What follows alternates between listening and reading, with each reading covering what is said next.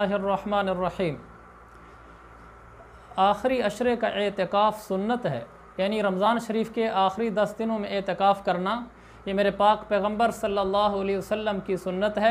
जैसा कि सही बुखारी हदीस नंबर 2025 में है कि हज़रत अब्दुल्ला बिन उमर कहते हैं कि काना रसूलुल्लाहि सल्लल्लाहु अलैहि वसल्लम यअतकिफुल अशरल अवाखिर मिन रमज़ान, कि आप सल्लल्लाहु अलैहि वसल्लम रमज़ान के आखिरी 10 दिनों में एतकाफ़ फरमाया करते थे। तो एक बात हमें ये मालूम हुई कि आखिरी 10 दिन रमज़ान में एतकाफ़ करना मेरे नबी की सुन्नत है और सुन्नत में कामयाबी है। दूसरा, फिर मैं आपको एतकाफ़ की एक फ़जीलत बताना चाहता हूँ कि एक दिन का एतकाफ़ करो तो क्या सवाब मिलता है और 10 दिन का एतकाफ़ करो तो क्या सवाब मिलता है। एक दिन के एतकाफ़ पर जो एक हदीस है मजमुअ ज़वाइद में हदीस नंबर 13716 इसनाद जय्यद के साथ रसूल पाक सल्लल्लाहु अलैहि वसल्लम ने फरमाया, मन अतकफ़ यौमन इब्तिग़ाअ वजहिल्लाह, जो आदमी सिर्फ़ एक दिन के लिए अल्लाह की रज़ा की खातिर एतकाफ़ करता है, अल्लाह इस शख्स को जहन्नम से 3 खनादिक दूर कर देता है। 3 खंदकें, वो 3 खंदकें कितनी लंबी चौड़ी हैं, मेरे पाक पैगम्बर ने फरमाया कुल्लु खंदकिन अबअदु मिम्मा बैनल खाफ़िक़ैन, कि हर खंदक आसमान और ज़मीन के दरमियान जितना फ़ासला है इससे भी ज़्यादा चौड़ी है।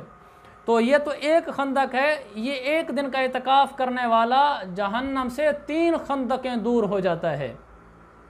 और अगर 10 दिन का एतकाफ़ करें तो उस पर भी एक हदीस है जिसको इमाम बहकी और अल्लामा कस्तलानी वगैरह हज़रात के कलाम के पेश नज़र हदीस मकबूल कहा गया है, और वो हदीस वो है जो शुअबुल ईमान में है, हदीस नंबर 3680।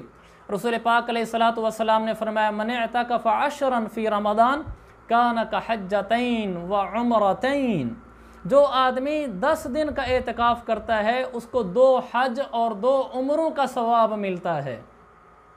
कितना बड़ा सवाब है, मेरे ख़्याल में किसी को ये सवाब नहीं छोड़ना चाहिए। ज़िंदगी में एक दफ़ा, कम अज़ कम एक दफ़ा तो ज़रूर 10 दिन का एतकाफ़ कर लेना चाहिए। और आखिर में बताना चाहता हूँ मैं कि एतकाफ़ की 2 ख़ास बरकतें हैं जो एतकाफ़ करने वाले को मिलती हैं, और मेरे पाक पैगम्बर ने वो फरमाई हैं। सुनन इब्न माजा की हदीस नंबर 1781 में है।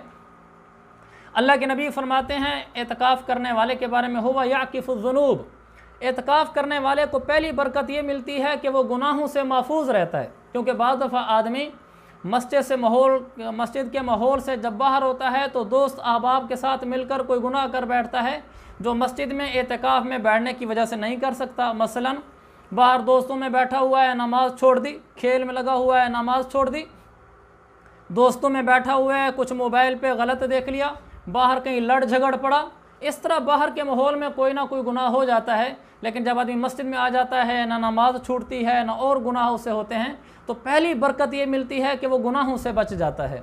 दूसरी बरकत क्या मिलती है एतकाफ़ वाले को, मेरे पैगम्बर ने फरमाया, युजरा लहू मिनल हसनाति का आमिलिल हसनाति कुल्लिहा, कि इस एतकाफ़ में बैठे हुए शख्स को उन तमाम नेकियों का सवाब मिलता है जो नेकियां बाहर लोग कर रहे होते हैं और ये एतकाफ़ में बैठने की वजह से नहीं कर सकता।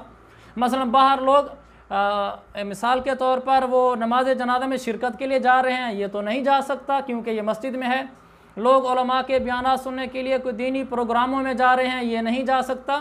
ऐसे ही मरीज़ की इयादत करने के लिए जा रहे हैं, ये नहीं जा सकता। अलगर्ज़ जितनी नेकियां बाहर हो रही होती हैं, अल्लाह ताला एतकाफ़ करने वाले शख्स को ये सब नेकियां अता फरमा देता है। तो मेरी आखिर में ये गुजारिश है कि कोशिश करें कम अज़ कम ज़िंदगी में एक दफ़ा तो 10 दिन का एतकाफ़ ज़रूर करें। वैसे तो हर साल करें, वरना एक दफ़ा 10 दिन का एतकाफ़ ज़रूर करें। 10 दिन का नहीं कर सकते 3 दिन का कर लें, 27, 28, 29 रमज़ान को। ये नहीं कर सकते तो एक दिन का एतकाफ़ तो ज़रूर हो जाए 27 रमज़ान का, कि 26 रमज़ान को आप मगरिब से पहले पहुँच जाएँ मस्जिद में रात, और अगले दिन को एतकाफ़ में गुजारें। 27 रमज़ान का रोज़ा इफ्तार करके आ जाएँ। ये एक दिन का एतकाफ़ तो कम अज़ कम हर साल ही हो जाया करे। मसरूफ़ तरीन हज़रात भी एक दिन की छुट्टी तो ले लिया करें। आखिर में फिर ये भी कहना चाहूँगा, ये जो एतकाफ़ के मैंने सवाब बताए हैं, ये जिस तरह मर्दों के लिए हैं इसी तरह ये सवाब औरतों के लिए भी हैं। औरतों के लिए भी एतकाफ़ सुन्नत है, औरतों को भी एक दिन के एतकाफ़ का यही सवाब मिलेगा, 10 दिन के एतकाफ़ का यही सवाब मिलेगा। एतकाफ़ की ये बरकतें औरतों को भी मिलेंगी। व आखिर दावाना अनिल